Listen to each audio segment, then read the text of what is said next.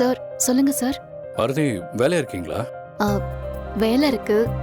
என்ன விஷயம்னு சொல்லுங்க சார். என்ன பாரதி, நாங்கள் எல்லாரும் நகை எடுக்கிறதுக்காக நகை கடைக்கு வந்திருக்கோம்னு உங்களுக்கு தெரியும். இங்கே நகை எடுக்க பணம் தேவைப்படுது. உங்களுக்கு தான் என்னை பற்றி தெரியுமே. நான் லிக்விட் கேஷ் வச்சுக்கிறது இல்லை. செக் புக்கையும் வீட்டிலேருந்து எடுத்துகிட்டு வர மறந்துட்டேன். எனக்கு ஒரு ஹெல்ப் பண்ண முடியுமா? இஃப் யூ டோன்ட் மைண்ட், என்னோட ரூமில் இருக்கிற கபோர்ட்லேருந்து என் செக் புக்கை மட்டும் எடுத்துக்கிட்டு உடனே கிளம்பி நகை கடைக்கு வர முடியுமா? ஏன்னா இங்கே நகைக்கு லட்சக்கணக்கில் பே பண்ணணும் போல இருக்கு. வேற வழி இல்லாமல் தான் உங்களுக்கு கால் பண்ணுறேன். செக் புக்கை எடுத்துட்டு வாங்கன்னு சொன்னா நான் எடுத்துட்டு வர போறேன். அதுக்கு எதுக்காக சார் என்கிட்ட இவ்ளோ டீட்டெயில்ஸ் சொல்லி இவ்ளோ தயங்குறீங்க? தேங்க்ஸ் பாரதி. நீங்க ஜுவல்லரி ஷாப்போட லொகேஷனை என் மொபைலுக்கு அனுப்பிடுங்க. நான் இன்னும் கொஞ்ச நேரத்துல செக் புக்கோட ஜுவல்லரி ஷாப்புக்கு வந்துடுறேன் சார். சரி, இதோ இப்போவே நான் சென்ட் பண்ணுறேன்.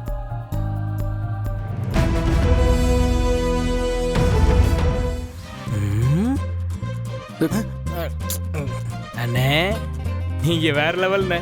என்னடா சொல்கிற? போங்க அண்ணே. அப்படியே ஒன்றும் தெரியாத மாதிரி எப்படின்னு அந்த முகத்தை அமுல் பேபி மாதிரியே வச்சிருக்கீங்க. ஆட்டத்தை ஆரம்பிச்சிட்டீங்க போல இருக்கு. செக் புக்கை சாக்கா வச்சு அண்ணியே கடைக்கு வர வச்சிட்டீங்க. அப்புறம் என்ன பண்ண போறீங்கன்றத இந்த தம்பி தெரிஞ்சுக்கிறதுக்கு ஐ எம் வெயிட்டிங். போடா, உள்ள போடா. இது எதுக்கு சாப்பிடுற மாத்திரை எப்படி கிச்சனுக்குள்ள வந்துச்சுன்னு கண்டுபிடிக்கணும்.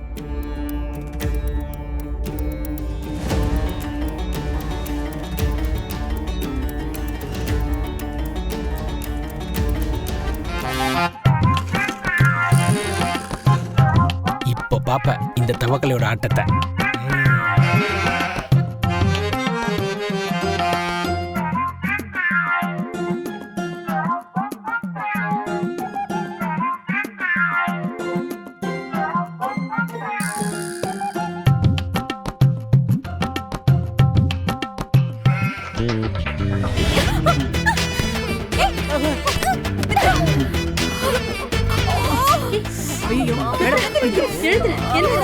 என்னாச்சுமா? மித்ரா, என்னாச்சு? என்ன மித்ரா, சேர் இருக்கான்னு பார்த்துட்டு உட்கார மாட்டியா? இப்ப பாரு, ஜூஸ் ஃபுல்லா கொட்டிடுச்சு, உன் மேல வேற ஆயிடுச்சு. ஏய், இத உனக்கு அட்வைஸ் பண்ற நேரமா? சேர் ஒழுங்கா தானே இருந்துச்சு. யார் எடுத்து வச்சது?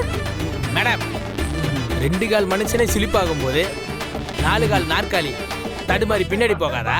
ஏய், என்ன உளறிட்டு இருக்க? இல்ல மேடம், தெரியாம உங்க கால் பட்டு சேர் பின்னாடி போயிருக்குமேன்னு சொன்னேன். பாரு, Dress ஃபுல்லா ஸ்பாயில் ஆயிடுச்சு.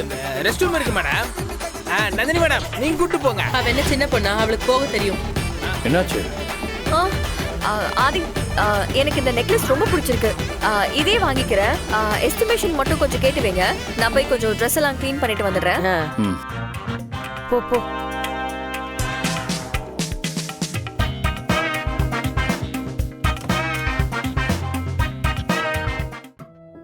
சார், நெக்லஸ் 10 லட்சம் ரூபாய் வருது.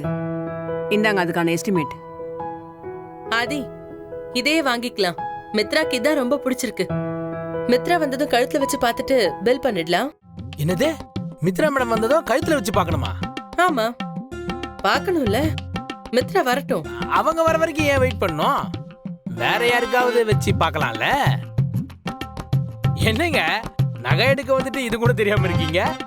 அப்போ என் கழுத்துலயே ட்ரை பண்ணி பார்க்கலாமே. செல்லாது. பாரதி அண்ணி தான் மித்ரா மேடம் மாதிரி இருக்காங்க. அவங்களுக்கு வச்சு பார்த்தாதான் கரெக்டா இருக்கும்.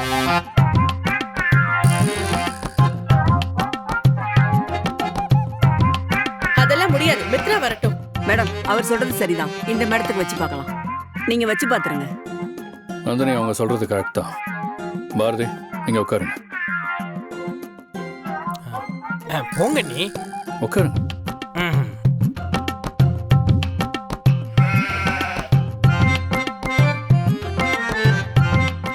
இந்த மித்ரா இவ்ளோ நேரமா என்ன பண்றா?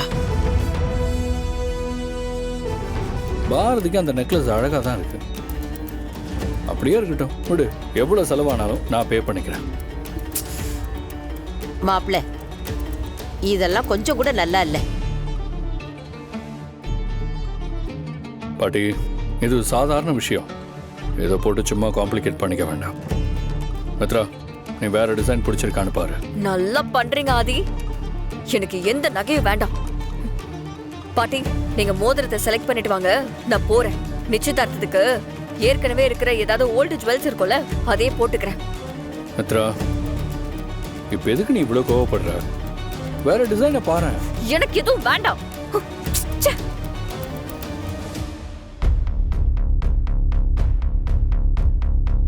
பாரதி, எப்பவும் ஒன்னால பிரச்சனை தான். நீ இப்ப கடைக்கு வந்ததுனால தான் நல்லபடியா நடந்திருக்க வேண்டிய விஷயம் இப்படி ஆயிடுச்சு. பாரு, மித்ரா கோச்சிட்டு போற மாதிரி ஆயிடுச்சு. இதெல்லாம் நான் என்னன்னு சொல்றது? என்ன மேடம், நான் வேணும்னே பண்ண மாதிரி பேசுறீங்க? இது எதேர்ச்சியா நடந்துருச்சு. இதுக்கு எவ்வளவு ஆகும்னு சொல்லுங்க. என் சம்பளத்துல இருந்து மாசம் மாசம் புடிச்சுக்கோங்க.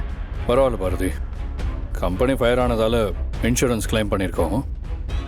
நான் வந்து காப்பாற்றாம போயிருந்தா உங்கள் உயிரே போயிருக்கோம். கம்பெனியோட மிஸ்டேக் தானே அது. அதுக்கு நஷ்டஈடா இந்த நகையை நீங்கள் வச்சுக்கோங்க. மாப்ள, நாங்க வெளியில வெயிட் பண்றோம்.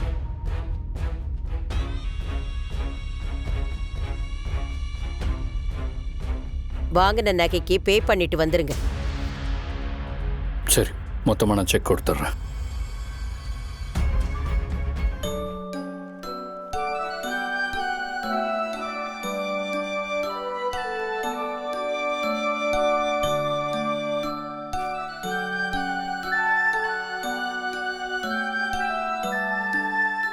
பாரதி, மித்ரா இப்ப அவ வீட்ல விளக்கேத்துற மாதிரியே ஆதிய கல்யாணம் பண்ணிக்கிட்டு எங்க வீட்லயும் அவ தான் விளக்கேத்த போறா.